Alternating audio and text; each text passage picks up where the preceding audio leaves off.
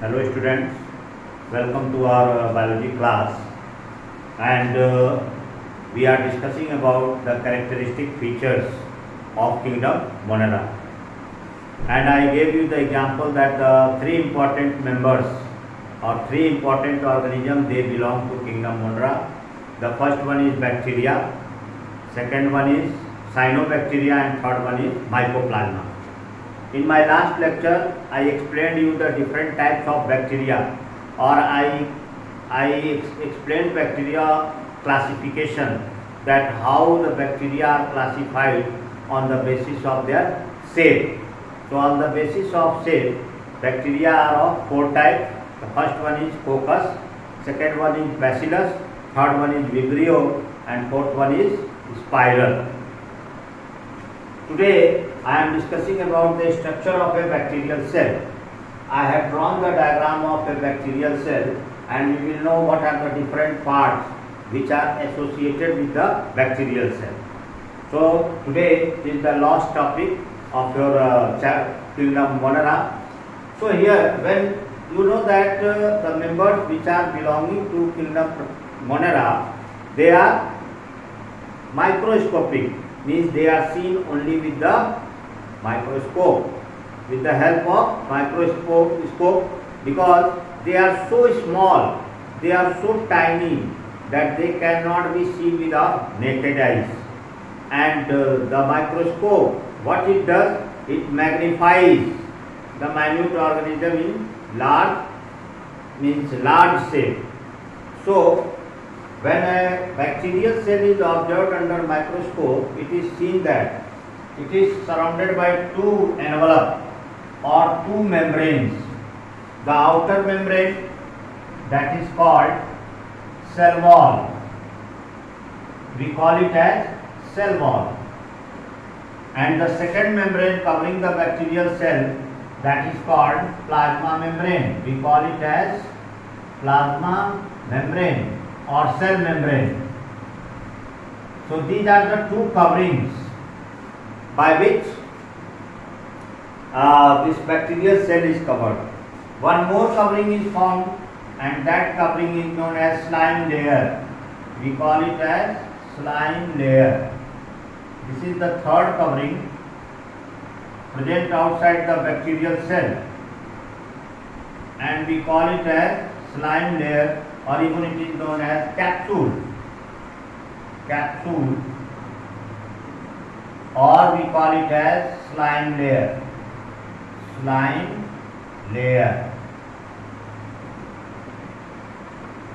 So these are the three membranous covering of a bacterial cell: capsule or slime layer. It is protective in nature. Then they possess cell wall. But students, the cell wall of bacteria cell, means the cell wall which is found in bacteria or prokaryote, it is not a true cell. A true cell wall is that it is not a true cell wall, because it is considered that the cell wall which contains cellulose, they are only considered as true cell wall. But the cell wall of bacterial cell, it is not made up of cellulose. It is basically made up of murine. It is a glycoprotein. Murine is a glycoprotein, and we call it as murine. So the cell wall of bacteria, that is not made up of cellulose, it is made up of glycoprotein, and the name of that glycoprotein is murine.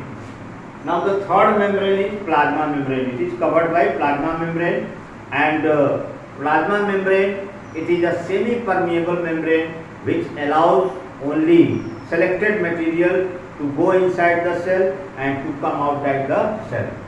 Next you can see the region, this region. Here I have made a circular DNA. This is circular DNA.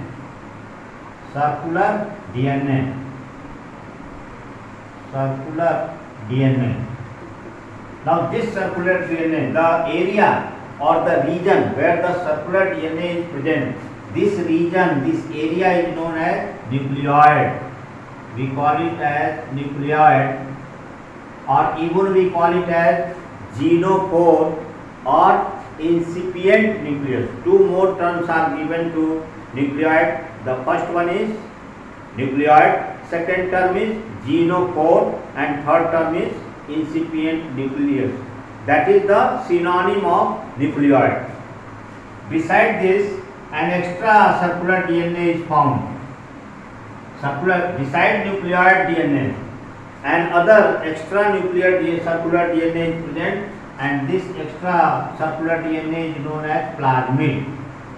And plasmids, they help in synthesis of proteins which protect the bacterial cell during adverse climatic conditions. When the conditions are adverse, the bacterial cell, they survive with the help of protein synthesized by extra circular DNA, that is plasmid. Then you can see, students, here I have made dots, blue dots I have made, and these blue dots, they are representing ribosomes. They are called ribosomes. So here ribosomes are also present, but the ribosomes are of 70S type. 70S ribosomes are present in bacterial cells. Then I have shown you black dots. These black dots, they are representing the cytoplasm. They are representing cytoplasm because a cell has cytoplasm. So this one is cytoplasm. Here you can see a fine thread-like structure I have made. This fine thread-like structure is called flagella. We call it as flagella. And flagella, it acts as a locomotory organ. In bacterial cell, the bacterial cell moves from one place to another with the help of this locomotory organ, which is known as flagella. Here one more structure I have made. Here you can see this circular part. This is called mesosome. We call it as mesosome.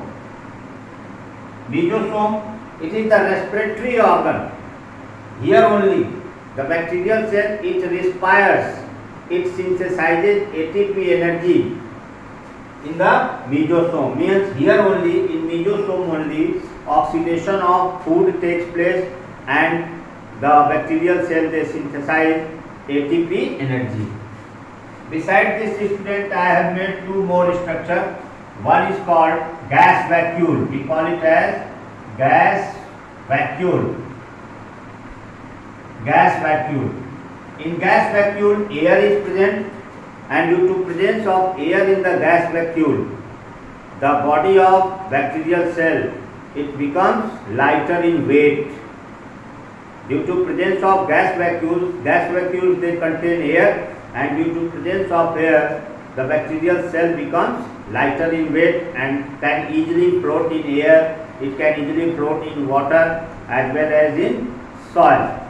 So, and one more structure is there, and this structure is called metachromatic granules. We call it as metachromatic granule. Metachromatic granule. It is reserve material. Metachromatic granule is a reserve material that during adverse condition, the bacterial cell, it utilizes the materials stored in metachromatic granules and performs its life activity. Students, the bacteria, it is basically saprotrophic in mode of nutrition. Saprotrophic mode of nutrition is found in case of bacteria. Even means they are characterized by heterotrophic mode of nutrition, and mostly the bacteria are lying in three categories. They are photoautotrophic, they are saprotrophic, they are parasitic, and they are symbiotic. For example, you know, photosynthetic bacteria, they are cyanobacteria. They possess chlorophyll, and examples are means Nostoc and Anabaena. These are two cyanobacteria which are photosynthetic in nature. They have chlorophyll, they synthesize their food in form of glucose, means they utilize, some utilize solar energy, some utilize chemical energy. They are means autotrophic nutrition is both phototrophic as well as chemotrophic.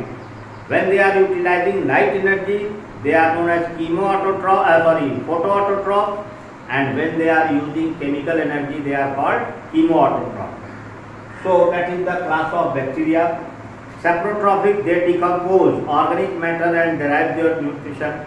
Then symbiotic, rhizobium example I have given you. Then parasitic, they are causing diseases. They are living on the body of a host and they are deriving their nourishment. So like that, these are the different characteristic features and structure of a bacterial cell.